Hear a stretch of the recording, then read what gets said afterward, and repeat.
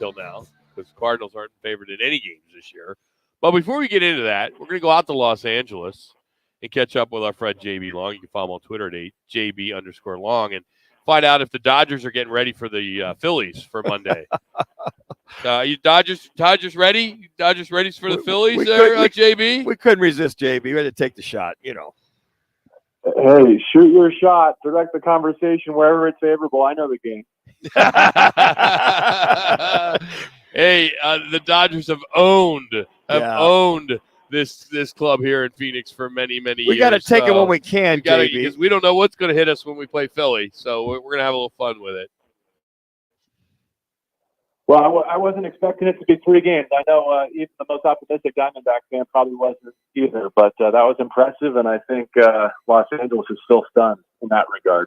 Yeah. So now, Rams, what's been the kind of pulse with this team right now? I know they made a lot of changes in the offseason, but how is the fan base, right now? I know they're not happy with what they got, but at least you got some guys coming back that have been hurt, and that should hopefully make a difference. They're definitely not out in the playoff contention.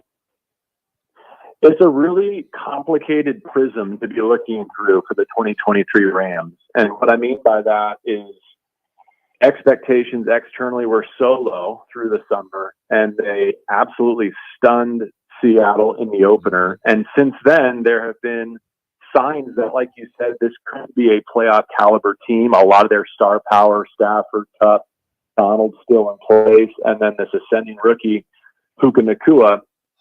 However, they've had some disappointing losses, and yet the teams they've lost to were all in the conference championship game last year, right? So, they've got a losing record, but they're undefeated against teams that weren't in the Final Four last year. So I think there's optimism about this stretch beginning with Arizona, and yet if they don't beat Arizona, they're 2-4 and in a world of hurt, right? So it's all of the things wrapped up in one very complicated burrito. JB, when you watch this team, and it seems as though Sean McVay is more pass happy this year than other years. And I know Williams, your fine running back, will he eventually balance things out? Or now that Nacua, who's been playing so well, now you got Cooper Kupp, is the mad scientist looking to air it out 45, 50, 55 times a game? Is that just his mantra this year? I think there is an element of if you've got a Ferrari, don't leave it in the garage, right? And I think throwing it with Matthew Stafford is what the Rams do best. And they've got a trio of receivers in Tutu Atwell, Puka Nacua, who I mentioned, and the return of Cooper Kupp. That's probably as strong as they've had since the, Kupp, Robert Woods, Brandon Cooks days. Yes. And you know as well as anyone that they kind of live out of those 3 receiver sets. So, yes, if there's been a criticism of McVay and his play calling offensively, both historically and again this season, it's that balance has not always been intact. There's always a justification for that, whether it's circumstances or a stout Philadelphia Eagles defense that just won't let you run the ball. But yeah, in terms of what the distribution run pass is going to look like this weekend, I think the only indicator of that will be what the score is. If the Rams are ahead, they'll lean on it. If not, they'll probably swing it around the yard. And one of the Cardinal killers, all tight ends were Cardinal killers the last several years, but Tyler Higbee always seems to have that big game against the Arizona Cardinals. We can't figure it out, but he's another one of those, I'm going to say, underrated, undersold tight ends in the National Football League, but he always seems to be that Cardinal killer, especially down in that red zone. It is perplexing in terms of how they interface with each other. Higbee does not have a touchdown this year. He hasn't really had a big game this year, but you're right. And then conversely, for all of his prowess, no one has done a better job against Cooper Kupp than the Arizona defense. In fact, Arizona is the only opponent that's held Cooper Kupp under 75 receiving yards since Matthew Stafford came to town. It doesn't compute. But for whatever reason, you're right. Kupp has quiet games. Higbee has big ones when these two teams get together. I wonder if that'll hold again on Sunday. JB Long joining us, the play-by-play voice for the Los Angeles Rams here on Rock and Manuch with Jimmy B. Fox Sports 910. JB, other than Cooper Kupp, is there a player or two, here we are just, 5 weeks into the season, that you feel is kind of exceeded expectations? It's absolutely Nacua, who is more than just their 5th round pick. I mean, he was the Rams' 4th pick of the 5th round, right? So you would love to take credit like, oh, we saw this all coming. The best rookie receiver start to an NFL career in league history. Well, I think throughout OTAs in the summer, we knew he was going to have an early impact. But did we see this coming? No. Was a lot of it made because of the room and the target share available because of Cooper Kupp starting the year on injured reserve? Yes. Can they coexist in this offense?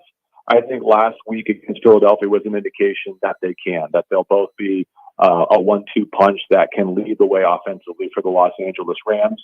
Nakua is a phenomenal story, a one-time Washington Husky who went home to play at BYU like so many of his family members did. Like so many Rams picks, including Cooper Kupp, maybe his combine measurables weren't dazzling, but that allowed him to become a day 3 pick and a Ram for the foreseeable future. JB, let's talk about maybe the 9th wonder of the world, that being one Aaron Donald, and how he just continues to just control a game. What is this, like his 25th year in the league or something like that? I lose track. Just talk about just the prowess and how consistent and just what is his mind makeup year in and year out. We thought 2 years ago he's going to retire. It's an interesting time for that question because Philadelphia basically had 6 eyes and 800 pounds on him at all times. That's right. Like they were just locked in on Aaron Donald. They would not let him wreck their game. And that got frustrating because Aaron's not getting a ton of help right now. There's no Von Miller on this team, that's for sure, especially in terms of edge rush.